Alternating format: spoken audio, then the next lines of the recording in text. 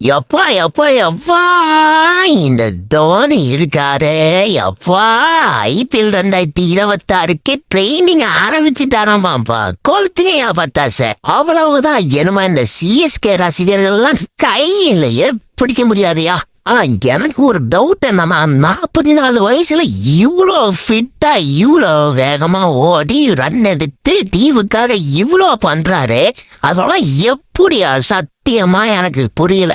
யோ, நீ சேப்பா குபகம் வந்துடாதையா. வந்தா விசில் பறக்கும். எப்படி விசில் பறக்கும்? அங்க வந்தா சவுண்ட் மீட்டர் பிச்சுக்கும். நம்ம CSK பக்கம் இங்க பார்த்தா நிறைய இன்ஜுரி கன்சர்ன்ஸ் இருக்கு. பிளஸ் அவுட் ஆஃப் ஃபார்ம்ல ஏகப்பட்ட பேர் இருக்காங்க.